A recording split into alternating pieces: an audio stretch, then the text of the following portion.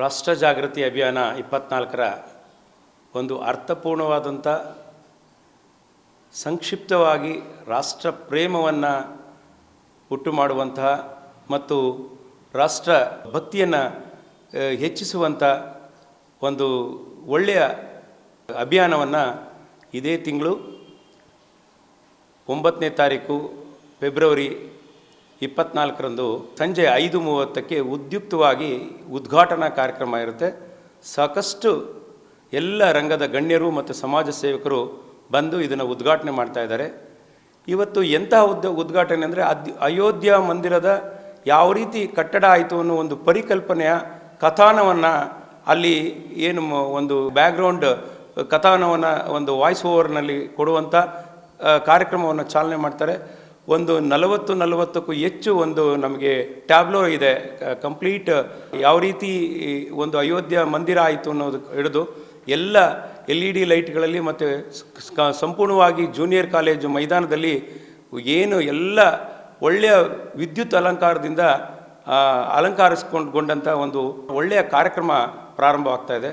ಈ ಕಾರ್ಯಕ್ರಮಕ್ಕೆ ಸಂಜೆ ಭರತನಾಟ್ಯ ಕಾರ್ಯಕ್ರಮ, ದೇಶಭಕ್ತಿಯನ್ನು ಸಾರುವಂಥ ಭರತನಾಟ್ಯ ಕಾರ್ಯಕ್ರಮ ಕೂಡ ಅವತ್ತು ಸಾಯಂಕಾಲ 6:30ಗೆ ಇರುತ್ತೆ.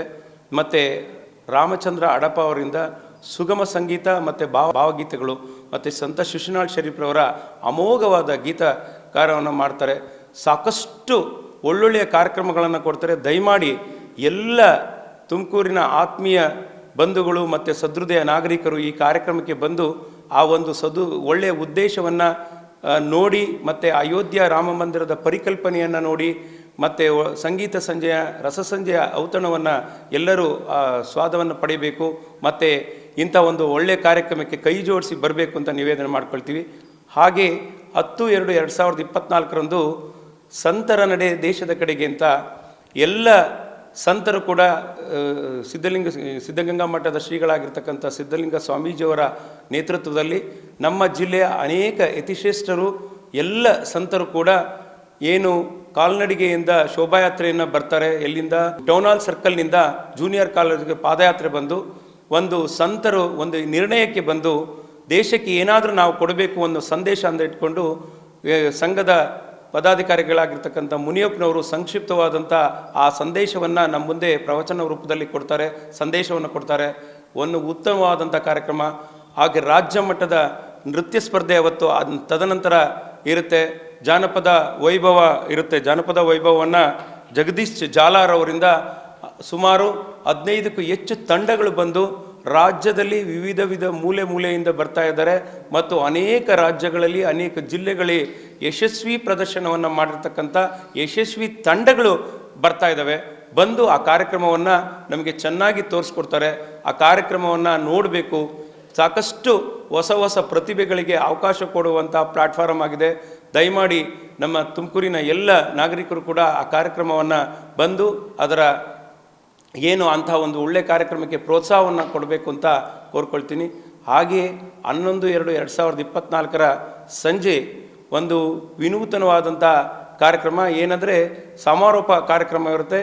ನಮ್ಮ ರಾಜ್ಯದ ಗೃಹ ಮಂತ್ರಿಗಳಾಗಿರ್ತಕ್ಕಂಥ ಪರಮೇಶ್ ಜಿ ಅವರು ಮತ್ತು ನಮ್ಮ ಸಹಕಾರಿ ಸಚಿವರಾಗಿರ್ತಕ್ಕಂಥ KN ರಾಜಣ್ಣಜಿಯವರು, ಜನಪ್ರಿಯ ಶಾಸಕರಾದಂಥ ಜ್ಯೋತಿ ಗಣೇಶ್ ಅವರು, ಲೋಕಸಭಾ ಸದಸ್ಯರಾಗಿರ್ತಕ್ಕಂಥ ಬಸವರಾಜ್ ಜಿಯವರು ಹಾಗೂ ನಮ್ಮ ಜನಪ್ರಿಯ ತುಮಕೂರು ಗ್ರಾಮಾಂತರ ಶಾಸಕರಾದಂಥ ಸುರೇಶ್ ಗೌಡಜಿಯವರು ಎಲ್ಲರೂ ಕೂಡ ಸಮಾರೋಪ ಸಮಾರಂಭವನ್ನು ಮತ್ತು ಅನೇಕ ಅಧಿಕಾರಿಗಳು ಪದಾಧಿಕಾರಿಗಳು ಸಮಾರೋಪ ಸಮಾರಂಭವನ್ನು ಮಾಡಿದ ನಂತರ ರಸಸಂಜೆ ಕಾರ್ಯಕ್ರಮ ಇರುತ್ತೆ.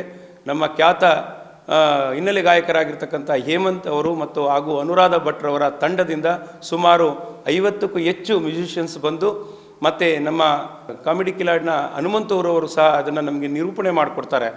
ಸಾಕಷ್ಟು ಮನೋರಂಜನೆಯನ್ನು ಒಳಗೊಂಡಂಥ ಉತ್ತಮವಾದಂಥ ಕಾರ್ಯಕ್ರಮ.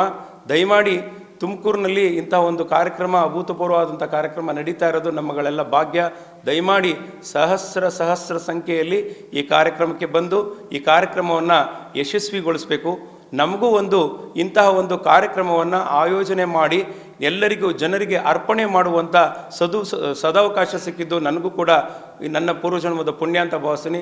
ಇಂಥ ಕಾರ್ಯಕ್ರಮವನ್ನು ನಮ್ಮ ಸ್ಫೂರ್ತಿ ಡೆವಲಪ್ಮೆಂಟ್ ಸಂಸ್ಥೆ ಸಂಪೂರ್ಣವಾಗಿ ನಿರ್ವಹಣೆ ಮಾಡಿ ಈ ಒಂದು ಕಾರ್ಯಕ್ರಮಕ್ಕೆ ಅನೇಕ ಮಹನೀಯರು ಕೈ ಜೋಡಿಸಿದ್ದಾರೆ.